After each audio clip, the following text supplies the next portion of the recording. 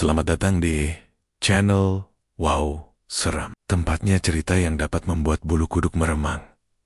Yuk, daripada kita lama-lama, langsung saja kita masuk ke dalam ceritanya, Pak. Samin tinggal di rumah peninggalan orang tuanya di pinggiran desa Karangjati. Usianya sudah lewat 50, rambutnya mulai memutih, tapi tubuhnya masih kuat untuk mengurus kebun kecil di belakang rumah. Setiap pagi, ia menyiram tanaman cabai, merapikan pagar bambu, lalu pergi ke langgar untuk mengumandangkan azan subuh.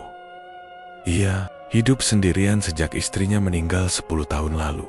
Anak tak punya, tapi ia tak pernah mengeluh. Hari-harinya diisi dengan bekerja di kebun, membaca kitab kuning di ruang tamu, dan membantu membersihkan langgar. Tak banyak bicara, tapi semua warga tahu kalau Pak Samin adalah orang yang bisa dipercaya, terutama dalam urusan agama. Orang kayak Pak Samin itu sekarang langka, kata Buna, tetangganya yang setiap pagi suka lewat sambil membawa keranjang sayur. Bu, nah, sering mampir untuk menitip beli sesuatu ke pasar atau sekadar ngobrol sebentar. Wanita setengah baya itu juga pernah bilang kalau merasa rumah Pak Samin seperti lebih adem dibanding rama-rama lainnya.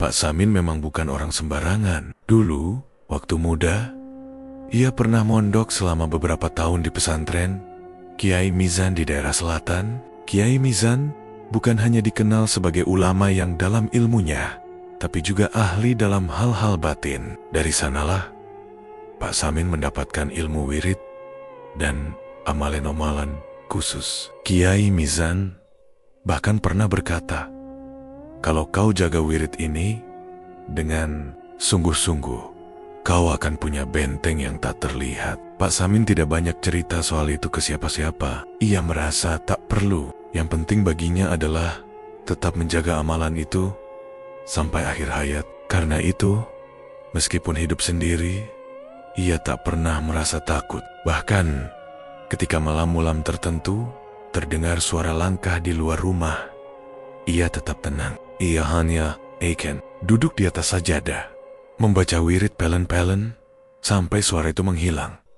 Di desa itu masih ada keluarganya adik tiri satu ibu bernama Marni dan suaminya, Surya.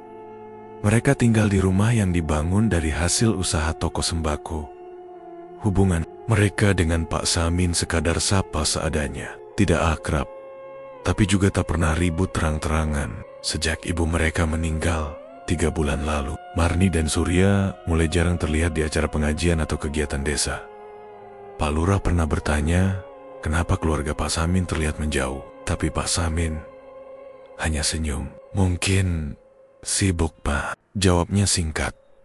Hari itu, Pak Samin baru pulang dari langgar setelah membantu bersih-bersih menjelang maghrib. Ia duduk di bangku kayu depan rumah, membawa segelas teh hangat. Angin sore mulai turun, tapi hawa terasa agak aneh. Udara tidak sesejuk biasanya, dan daun-daun pisang di kebun belakang bergoyang tanpa arah. Padahal angin tak terlalu kencang.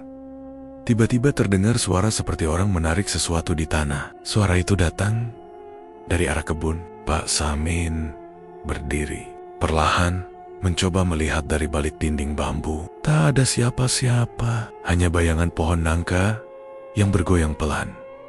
Malamnya, ketika sedang membaca Al-Quran di ruang tamu, Pak Samin mendengar suara seperti burung berkicau keras. Lalu, sunyi mendadak. Ia menutup mushaf, melangkah ke depan rumah. Di bawah lampu minyak, seekor burung pipit tergeletak mati. Aneh, bulunya menghitam dan paruhnya menganga seperti ketakutan. Pak Samin memungut burung itu dengan tangan kiri, membungkusnya pakai kertas koran, lalu menguburkannya di bawah pohon jambu. Ia tak berkata apa-apa, hanya kembali ke dalam dan mengambil air wudhu. Keesokan paginya, Buna datang seperti biasa sambil membawa daun singkong. Pak Samin, semalam saya lihat ada yang berdiri di dekat kebun belakang rumah jenengan. Pak Samin menoleh. Seperti siapa? Gak, jealous. Tingginya nggak wajar, Pak. Diam aja, Pas saya coba teriak, langsung hilang. Pak Samin hanya mengangguk. Ia tak kaget. Beberapa hari terakhir, suasana di rumah memang terasa berbeda. Hawa panas muncul di waktu-waktu yang tak semestinya. Bau aneh kadang muncul dari dapur.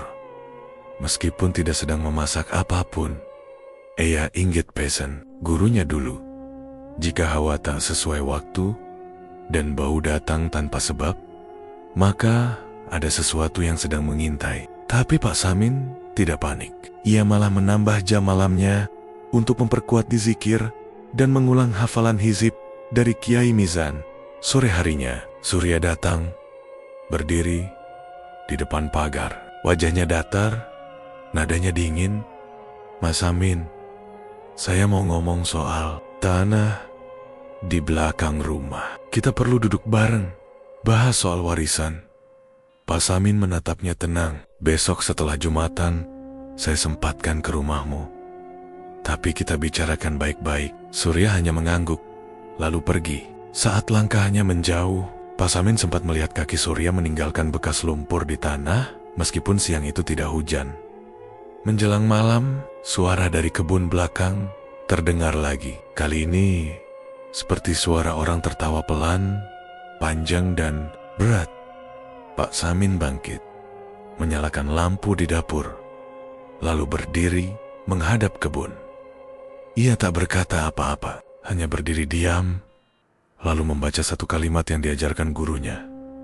Ya hak, ya batin, ya mani. Suara itu menghilang seketika. Pak Samin menutup jendela, lalu kembali duduk. Di atas meja ada mushaf tua, warisan Kiai Mizan. Ia buka halaman yang sudah menguning dan mulai membaca kembali, pelan, tanpa tergesa, sambil sesekali mengangkat kepala jika mendengar suara dari luar. Malam itu, tidak ada gangguan lagi. Tapi Pak Samin tahu, ini baru awalnya. 3 bulan setelah meninggalnya almarhumah ibu Pak Samin, keluarga besar berkumpul di rumah Marni untuk membahas warisan. Beberapa kerabat jauh hadir, tapi pembicaraan hanya berfokus pada pembagian tanah dan rumah yang ditinggalkan. Pak Samin duduk di sudut ruangan, tenang dan tidak banyak bicara. Ia membawa map berisi surat tanah dan secarik wasiat tulisan tangan ibunya. Surat itu ditulis 2 tahun sebelum wafat dan ditandatangani di hadapan saksi dari RT setempat. Dalam surat itu disebutkan bahwa rumah induk dan kebun belakang tetap menjadi milik Pak Samin karena ia yang merawat orang tua sampai akhir hayat, sementara 2 petak sawah di bagian timur desa dibagi rata untuk Marni dan 2 saudara tiri lainnya. Saat surat dibacakan, Marni langsung bersungut. Ibu nulis ini dalam keadaan sehat atau enggak, Mas? Tanyanya dengan nada menyindir. Surya yang duduk di sebelahnya menyambung. Kita nggak pernah tahu kapan surat ini dibuat. Mas Samin, jangan-jangan ini karangan jenengan sendiri. Beberapa kerabat hanya menunduk. Mereka tidak berani ikut campur. Pak Samin tetap tenang. Ia menyodorkan bukti tanda tangan RT dan saksi lain yang masih hidup. Kalau tidak percaya, bisa dicek langsung ke Pak RT, ujarnya singkat. Tapi Marni dan Surya tampaknya sudah memutuskan untuk tidak terima. Rumah boleh Mas tempati, tapi kebun belakang itu harusnya dijual. Hasilnya dibagi rata. Itu kan tanah warisan juga, kata Marni keras. Pak Samin menjawab, itu tanah yang paling dijaga ibu sejak dulu. Bahkan saat bapak masih hidup, beliau minta agar tidak dijual. Saya cuma menjalankan pesan itu. Pertemuan pun berakhir tanpa kesepakatan. Beberapa kerabat pulang lebih awal. Pak Samin juga tidak ingin memperpanjang perdebatan. Ia pulang membawa mapnya sambil menahan rasa tidak enak di dada. Ia tahu, sejak saat itu, hubungan keluarga mereka sudah retak sepenuhnya. Hari-hari berikutnya berjalan kaku. Marni dan Surya mulai bersikap dingin. Mereka tidak lagi menyapa saat bertemu di jalan. Bahkan saat ada kerja bakti dilanggar, Surya memilih tidak ikut. Warga desa mulai melihat perubahan sikap itu, tapi tak ada yang berani bertanya. Pak Samin tetap menjalani rutinitas seperti biasa. Tapi ia mulai merasakan perubahan kecil di sekitar rumah. Malam hari, suara dari kebun makin sering terdengar. Kadang seperti suara orang menggali, kadang seperti suara ranting patah. Tapi saat dicek, tak ada yang aneh. Semua seperti biasa. Pada suatu malam, sekitar pukul 10, ketika Pak Samin sedang mematikan lampu ruang tengah, terdengar ketukan keras di pintu depan. Ia membuka pintu dengan hati-hati. Di depan berdiri Surya, sendirian, dengan wajah tegang. "Kita perlu bicara," kata Surya tanpa basa-basi. Pak Samin mempersilakan duduk, tapi Surya tetap berdiri. "Aku gak terima kalau kebun itu cuma kau yang punya. Marni juga. Kita sudah capek, hidup pas-pasan. Kau dapat rumah, dapat kebun, sementara kami cuma dikasih sawah yang gak jelas hasilnya." Pak Samin menjawab tenang. "Saya tidak minta apa-apa. Saya hanya jaga apa yang ibu titipkan." Surya mengepalkan tangan. "Jangan main bersih sendiri. Mas, kau itu juga bukan anak kandung bapak. Jangan merasa paling berhak." Kalimat itu membuat dada Pak Samin panas. Tapi ia tidak terpancing. Ia hanya berkata, "Kalau memang itu niatmu, silakan tempuh jalur hukum. Jangan datang malam-mulam dan membawa emosi." Surya mendekat satu langkah. "Aku gak butuh pengadilan. Aku akan ambil bagian kami dengan caraku sendiri." Setelah itu, Surya pergi begitu saja, meninggalkan aroma minyak tanah yang aneh dari bajunya. Pak Samin menutup pintu, mengunci rapat, lalu duduk di sajadah. Ia tidak takut, tapi firasatnya mengatakan bahwa masalah ini belum akan selesai. Bahkan bisa jadi baru dimulai. Keesokan harinya, Buna datang membawa berita. "Mas, Semin, semalam Marni nangis-nangis di rumah. Katanya, kamu mau sihir dia supaya warisan gak bisa diambil." Pak Samin mengerutkan alis. Iya, katanya begitu, tapi saya gak percaya. Saya tahu siapa kamu." Pak Samin mengucap terima kasih, lalu kembali ke kebun. Di sana, ia melihat 2 batang pohon singkong patah. Di tengah tanah, ada bekas bakaran kecil. Abu hitam dan 1 batang lidi tertancap miring. Ia tidak bilang apa-apa ke siapapun. Malam itu, ia menyalakan lampu di semua sudut rumah, menyapu lantai, dan membersihkan tempat wudhu di dekat dapur. Lalu ia mulai membaca hizib yang diajarkan gurunya dulu. Ia tahu, apapun yang dikirimkan kepadanya tak bisa menembus jika benteng. Batinnya tetap kokoh. Beberapa hari kemudian, warga mulai membicarakan soal Surya yang sering terlihat keluar desa malam-malam. Ada yang bilang ia datang ke rumah dukun di desa sebelah. Ada pula yang melihat ia membawa burung hitam dalam sangkar. Pak Samin hanya diam. Ia tidak mau ikut menyebar cerita, tapi dalam hatinya, ia terus bersiap. Karena ketika niat buruk disertai dengan amora, kiriman tak kasat mata bisa datang tanpa oba-oba. Malam Jumat, angin bertiup lebih kencang dari biasanya. Daun-daun kering berterbangan sampai ke teras rumah. Pak Samin duduk menghadap kiblat, dengan segelas air putih dan segumpal garam di piring kecil di depannya. Ia tidak menyambut serangan dengan emosi. Ia hanya memperkuat dizik, membaca doa-doa yang sudah menjadi bagian dari hidupnya sejak dulu. Di luar, suara langkah kaki terdengar samar, lalu berhenti di kebun belakang. Pak Samin tidak bergerak dari tempat duduknya. Ia tahu benar, malam itu sesuatu sedang mencoba masuk. Beberapa hari setelah pertemuan terakhir dengan Surya, keadaan di rumah Pak Samin mulai berubah. Bukan dari tampilan fisik, tapi dari hal-hal kecil yang tak bisa dijelaskan secara logika. Malam-malam menjadi lebih sunyi dari biasanya. Angin seolah tidak berembus, namun daun-daun tetap bergerak seperti disentuh sesuatu yang tak terlihat. Suatu malam, sekitar pukul 2, Pak Samin terbangun oleh suara seperti gamelan Jawa. Irama pelan mengalun di kejauhan, lalu semakin keras, seperti berasal dari arah sumur di kebun belakang. Ia bangkit, membuka jendela pelan-pelan. Tidak ada apa-apa, hanya gelap dan suara jangkrik. Namun suara gamelan itu tidak berhenti. Semakin lama iramanya berubah menjadi kacau dan terdengar seperti ditabuh sembarangan. Pak Samin tidak panik. Ia mengambil air wudhu dan membaca di zikir. Seperti biasa, setelah setengah jam, suara itu mendadak hilang. Paginya, Pak Samin turun ke kebun. Ia periksa sumur tua yang biasanya digunakan untuk menyiram tanaman. Saat ia celupkan timba ke dalam, airnya terasa jauh lebih dingin dari biasanya. Seperti es, ia sentuhkan ke tangan lalu ke wajah. Dingin itu menusuk, bukan dingin biasa. Sejak kecil, Pak Samin tahu sumur itu tidak pernah berubah suhu, bahkan di musim hujan. Tapi sekarang berbeda. Siangnya, saat Pak Samin duduk di teras sambil mengupas jagung, "Datang, Bu." Nah, tergapo-gopo. "Pak Samin, jenengan nyium bau aneh nggak semalam?" Tanyanya langsung. "Bau apa?" "Seperti bangkai dari arah langgar. Saya sama suami sudah cari, tapi nggak nemu apa-apa." Padahal menyengat sekali.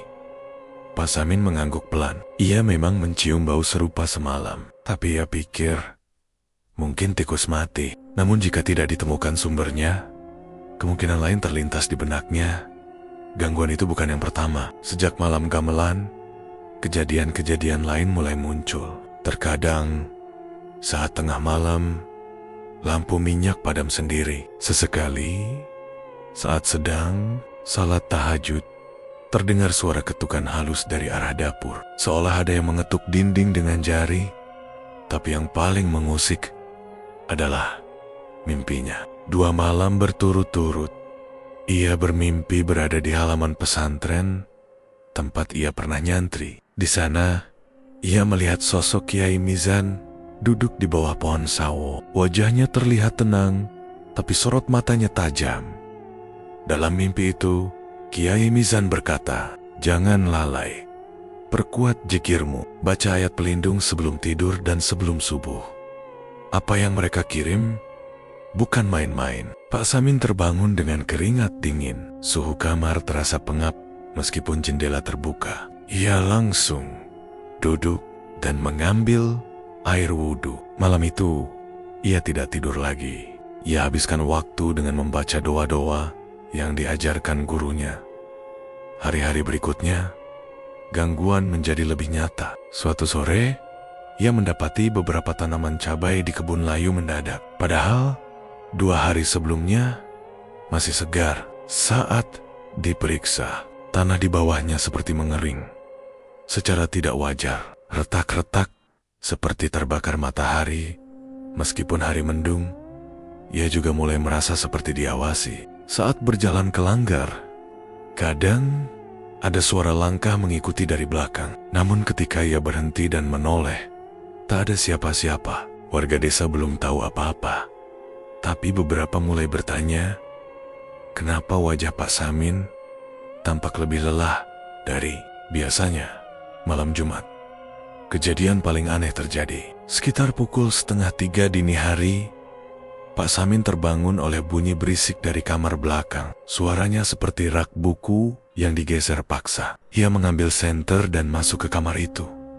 Di dalam, tidak ada yang berubah. Tapi ia merasakan hawa di dalam kamar itu berat. Nafas jadi lebih sulit. Ketika senter diarahkan ke pojok ruangan, ia melihat sosok hitam berdiri membelakangi tembok. Tubuhnya tinggi, tidak menyentuh lantai. Kepala sosok itu tampak seperti bundar, besar, tapi tanpa wajah.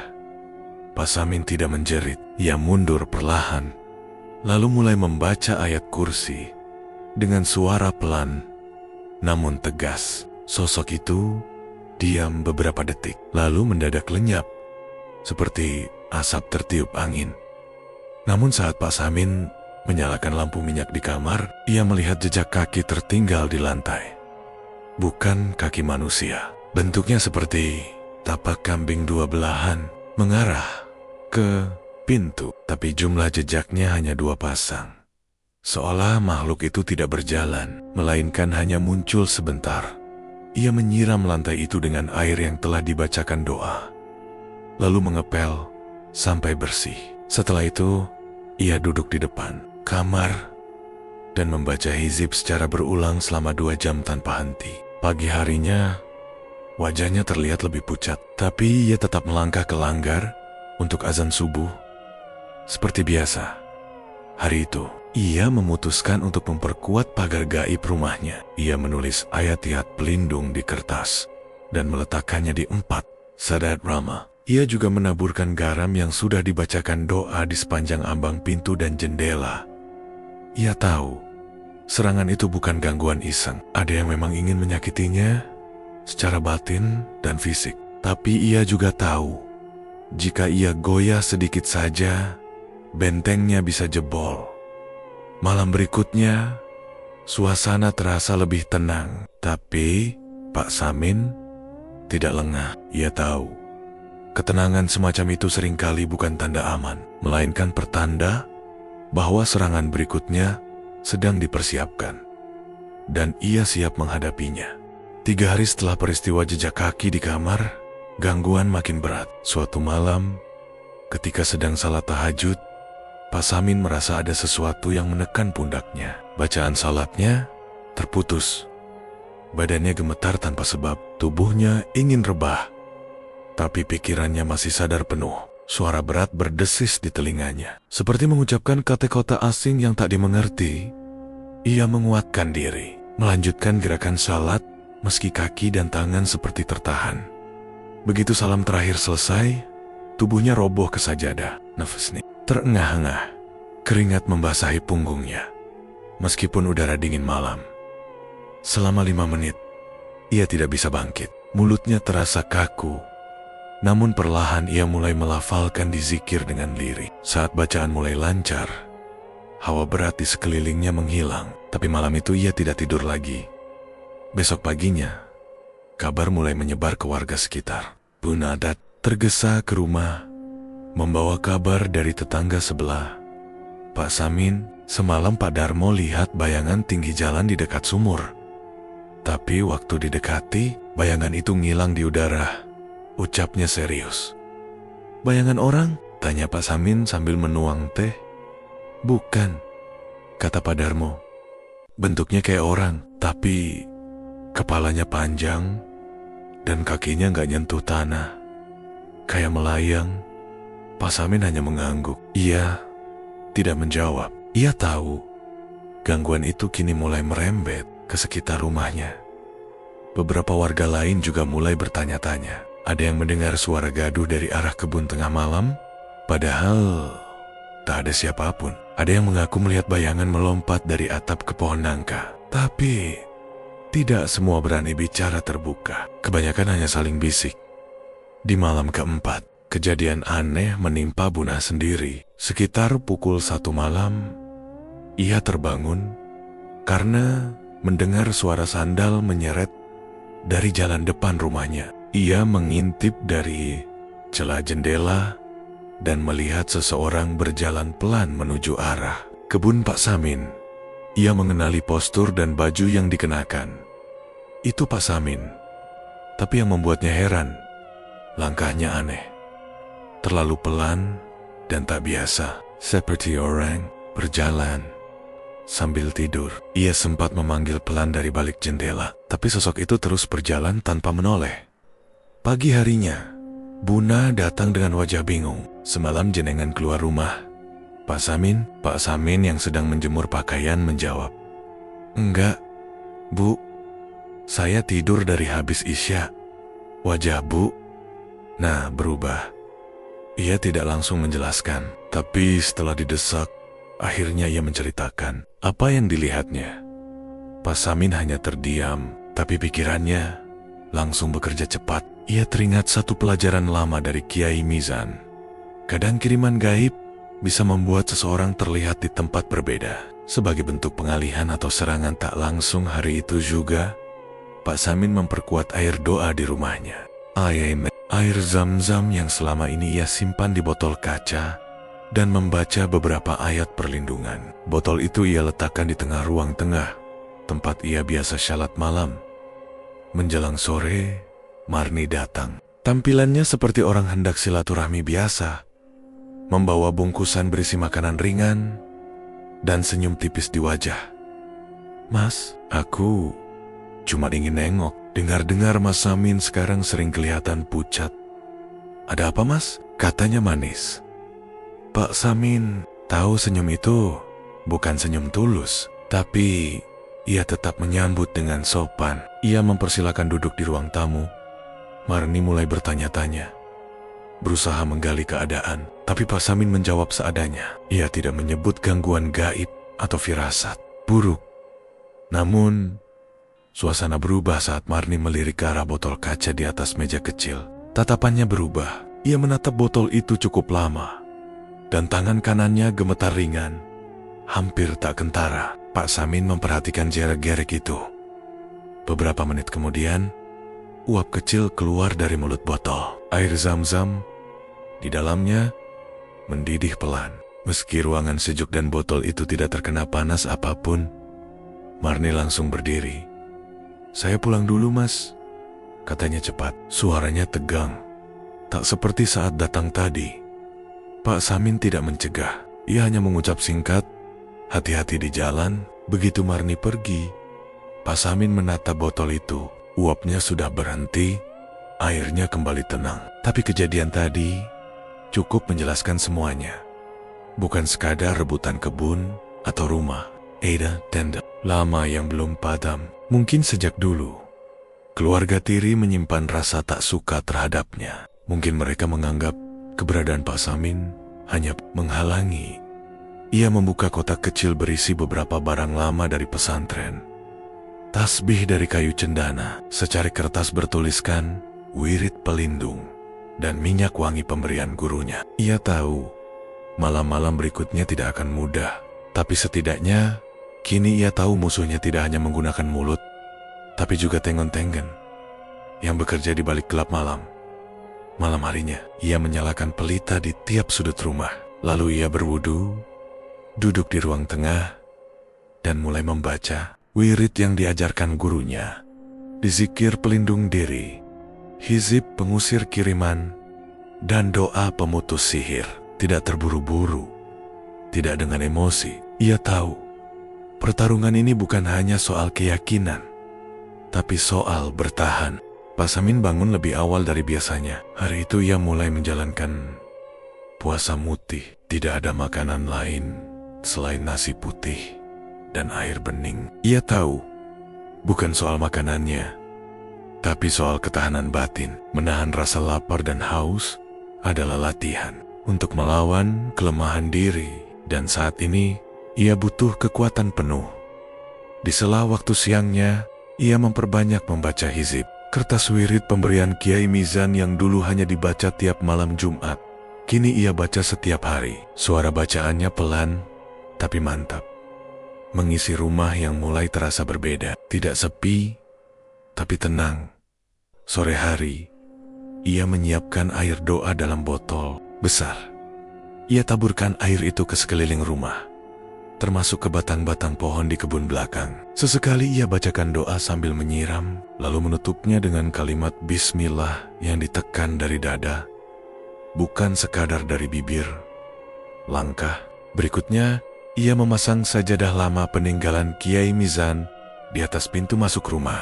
Sajadah itu sudah kusam dan beraroma kayu cendana. Meski warnanya pudar, Pak Samin percaya ada keberkahan tersimpan di dalamnya. Dulu sajadah itu selalu digunakan Kiai Mizan saat memberi ijazah wirid kepada para santri tua. Malam itu, ia menyalakan lampu minyak di 4 sudut rumah. Ia duduk di ruang tengah, tepat di bawah sajadah yang digantung, dengan tasbih kayu cendana di tangan kanan dan kertas hizib di tangan kiri. Ia membaca pelindung diri selama 2 jam tanpa henti. Tepat pukul 2 dini hari, udara mendadak berubah. Lampu minyak di sudut timur berkedip, lalu padam sendiri. Henggi masuk dari celah atap dan membawa suara halus seperti rintihan. Tapi Pak Samin tidak terpengaruh. Ia hanya menggenggam tasbih lebih erat dan terus melafalkan doa. Denggen mentap dari luar rumah. Terdengar suara main kakar-kekar di dinding kayu. Bukan seperti kuku manusia, tapi lebih mirip cakar besi. Pak Samin berdiri dan berjalan pelan ke arah suara, lalu mengucap ayat pelindung di depan dinding itu. Suara itu berhenti. Subuh menjelang, semua suara aneh lenyap. Namun hari itu, kabar dari rumah Marni membuat warga mulai bertanya-tanya. Surya sakit sejak semalam, cerita Bu Nah sambil mengupas singkong. Katanya menggigil, tapi suhunya panas. Meracau. Katanya lihat bayangan di pojok langit-langit. Pak Samin hanya diam, tapi dalam hati ia tahu perlawanan balik sudah terjadi. Makhluk kiriman yang dulu mengganggunya kini mulai menyerang tuannya sendiri. Malam kedua, setelah pagar batin diperkuat, hal lebih aneh terjadi. Pak Samin hendak tidur setelah salat malam. Saat ia angkat bantal dari atas kasur, sesuatu menggelinding keluar dari bawah ranjang. Bentuknya seperti boneka, terbuat dari kain goni dan tali rafia. Kedua lengannya panjang, tapi tidak seimbang. Tubuhnya hanya seukuran lengan manusia dewasa. Namun, yang membuat Pak Samin terdiam lama adalah wajah boneka itu. Bukan wajah polos seperti boneka biasa. Wajahnya menyerupai wajah Marni, lengkap dengan tahi lalat di bawah mata kiri dan alis, tipis yang terangkat. Tapi bentuk senyumnya tidak wajar, terlalu lebar, terlalu kaku. Mata boneka itu juga bukan dari kancing, melainkan dari pecahan cermin kecil. Pak Samin langsung mengambil selembar kain putih dan membungkus boneka itu. Ia tidak membakar atau membuangnya begitu saja. Ia tahu benda seperti ini punya pintu balik. Salah langkah bisa membuka celah lebih besar. Ia letakkan boneka itu di dalam ember tanah liat, lalu menutupnya dengan papan kayu dan meletakkan kitab kecil di atasnya. Malam itu, ia tidak tidur. Ia duduk di depan pintu kamar sambil terus membaca ayat kursi dan hizib. Sampai azan subuh berkumandang, ia belum juga memejamkan mata. Pagi harinya, suara di luar rumah terdengar lebih gaduh dari biasanya. Burung-burung yang biasanya ramai di pohon mangga tidak muncul. Bahkan ayam-ayam milik tetangga tidak terdengar. Semua terasa menahan diri, seperti menyadari ada sesuatu yang belum selesai. Bu Nah kembali datang siangnya. Kali ini ia membawa kabar. Baru Marni semalam teriak-teriak. Katanya ada suara dari dalam lemari. Surya sampai panik, mau panggil dukun kampung. Pak Samin tidak menunjukkan emosi apa-apa. Ia hanya menatap ke arah timur, tempat kebun kecilnya berada. Dalam pikirannya, ini bukan saat untuk marah atau balas dendam. Ini saatnya bertahan sampai serangan terakhir berhenti dengan sendirinya. Sore itu, Pak Samin memperbarui pagar batin. Ia menulis ulang ayat-ayat pelindung di 4 sudut rumah dan meletakkan batu kecil yang pernah dibawa dari tanah pesantren di dekat pintu belakang. Ia juga mengganti air doa dan menambahkan garam kasar di bawah tempat tidur dan di bawah tangga. Rumah malam menjelang, rumah kembali sunyi, tapi tidak ada suara mencakar. Tidak ada bayangan melompat, tidak ada gamelan, tidak ada bisikan. Semuanya diam, namun Pak Samin tidak berani menyimpulkan apapun. Ia tahu, jika kiriman pertama datang dari arah utara dan yang kedua dari barat, maka kiriman berikutnya akan datang dari arah yang paling ditakuti, selatan, dan malam-malam ke depan. Ia harus lebih siap. Pagi itu, Pak Samin membersihkan bagian belakang lemari tua di kamar almarhum ibunya. Di sela-sela dinding kayu dan lantai papan, ia menemukan kotak kecil yang terbungkus kain lusuh. Isinya bukan perhiasan atau uang, tapi sepucuk surat dengan tulisan tangan ibunya. Kertasnya menguning, tetapi masih bisa dibaca. Surat itu bukan pesan biasa. Isinya adalah pengakuan tentang sejarah tanah yang saat ini menjadi sumber konflik. Ibunya menulis bahwa kebun di belakang rumah dulunya bukan milik Kelyu. Tanah itu adalah wilayah pembuangan, tempat seorang dukun tua dikubur hidup-hidup oleh ayah mereka Kakek Pak Samin, dukun itu disebat-sebet menyimpan ilmu yang bisa mempengaruhi tanah, tapi butuh tumbal darah agar bisa digunakan. Saat itu, warga desa ingin menyingkirkan sang dukun karena dianggap sesat dan membahayakan. Namun, ayah Pak Samin justru menyembunyikan peristiwa itu. Tanah tersebut kemudian diwariskan secara diam-diam tanpa pernah dijelaskan asal-usulnya. Pak Samin duduk lama memandangi surat itu. Ia baru paham kenapa kebun belakang selalu terasa ganjil. Dulu sempat ada bagian tanah yang tidak pernah ditumbuhi apapun. Meski sudah dipupuk berkali-kali, ia pikir karena unsur tanahnya rusak. Tapi sekarang ia sadar ada yang lebih dalam dari sekadar masalah pertanian. Siangnya, Pak Samin mendatangi rumah Buna untuk menanyakan sesuatu. Namun, baru sampai di halaman, ia melihat beberapa warga berkumpul. Suasana tampak tegang. Bu? Nah, tergeletak di lantai rumahnya tubuhnya Koku. Matanya melotot dan mulutnya berkemet-kemet, seperti sedang bicara dengan orang yang tak terlihat. Seorang pemuda desa mencoba menenangkan dengan membaca doa, tapi tidak berhasil. Bu? Nah, mulai memukul-mukul lantai dan berteriak, "Tanah itu bukan milik kalian. Jangan bangunkan yang tidur." Semua yang hadir terdiam. Pak Samin masuk dan mencoba mendekat. Saat ia menyentuh pundak Bunda dan membaca ayat, "Tubuh, Bu?" Nah, gemetar hebat, lalu pingsan. Setelah siuman, Bunda kebingungan. Ia tak ingat apapun. Tapi bagi Pak Samin, kejadian itu cukup menjadi isyarat bahwa gangguan belum selesai. Bahkan sekarang, dampaknya sudah menjalar ke orang lain. Sore harinya, Pak Samin mendapat kabar dari anak muda desa yang tak sengaja melihat Surya dan Marni membawa orang asing ke arah kebun belakang. Orang itu berpakaian serba hitam, wajahnya ditutup kain, dan membawa buntalan besar. Mereka terlihat mondar-mondir di kebun seperti sedang mencari sesuatu. Pak Samin tidak langsung turun tangan. Ia memilih menunggu malam. Ia tahu jika benar mereka melakukan sesuatu, maka malam hari adalah waktu yang paling rawan. Benar saja, menjelang tengah malam, suara dari arah kebun terdengar ganjil. Tidak seperti suara binatang atau angin, tapi lebih mirip suara bisikan panjang yang memecah sunyi. Pak Samin keluar rumah dan berdiri di dekat pagar kebun. Dari Keyohan, ia melihat cahaya api kecil dan bayangan 3 orang sedang mengelilingi lingkaran. Ada bau menyengat seperti darah dan dupa yang terbakar. Ia mengamati dari balik pohon. Surya memegang kendi berisi cairan hitam. Marni membacakan sesuatu dari kertas. Sementara orang asing itu, kemungkinan besar dukun, menggambar simbol aneh di tanah dengan tulang ayam.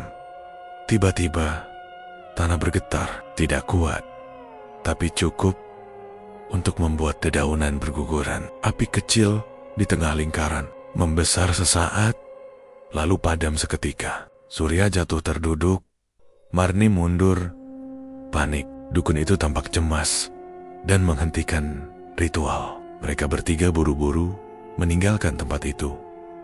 Pak Samin masuk ke kebun. Setelah mereka pergi, ia melihat bekas lingkaran masih hangat, dan di tengahnya ada gumpalan tanah merah seperti daging. Ia tidak menyentuhnya, hanya membaca doa pelindung dan menaburkan garam di sekeliling bekas ritual itu. Pagi harinya, gempa kecil mengguncang desa. Banyak warga panik karena kejadian itu tidak biasa. Desa Karangjati jarang sekali diguncang gempa. Bahkan genteng rumah Pak Lurah sampai jatuh dan melukai seorang anak kecil. Warga mulai resah. Isu tentang gangguan makhluk halus mulai menyebar. Ada yang mengaku melihat bayangan tinggi di dekat sumur. Ada pula yang mendengar suara jeritan dari arah kebun belakang. Anak-anak mulai dilarang keluar malam. Di tengah kekacauan itu, Buna kembali kesurupan. Kali ini lebih parah. Tubuhnya menegang, dan ia menuding ke arah rumah Surya dan Marni sambil berteriak, "Darah kalian yang bangunkan dia! Kalian pemilik tanah ini. Dia masih menunggu tumbal. Warga yang menyaksikan terdiam. Beberapa mulai berbisik satu sama lain. Ada yang mulai menghubung-hubungkan kemalangan dengan keluarga Surya. Pak Samin membawa Buna ke langgar. Di sana ia mengajak beberapa warga untuk ikut membaca doa bersama, berharap bisa menenangkan keadaan dan memperkuat pertahanan batin desa. Sore harinya, Pak Samin mendatangi rumah Pak Lurah. Ia menyerahkan surat peninggalan ibunya dan menjelaskan semiut tentang tanah itu, tentang dukun yang dikubur hidup-hidup, dan tentang ritual yang dilakukan secara diam-diam. Pak Lurah tercengang. Ia membaca surat itu perlahan, lalu mengangguk pelan. Berarti ini bukan sekadar rebutan warisan, gumamnya.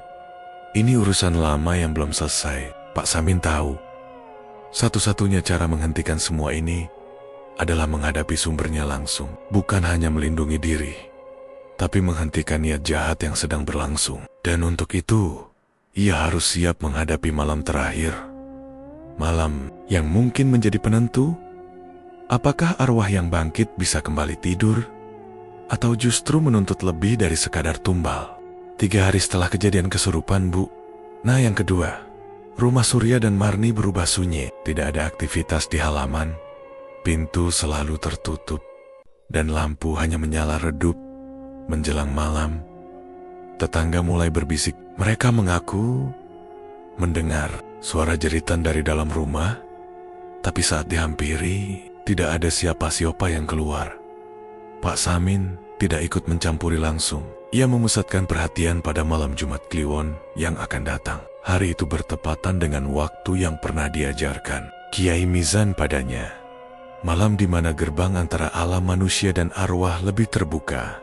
Malamnya, saat langit mendung dan angin dingin bertiup dari arah barat, terdengar suara ledakan kecil dari rumah Surya.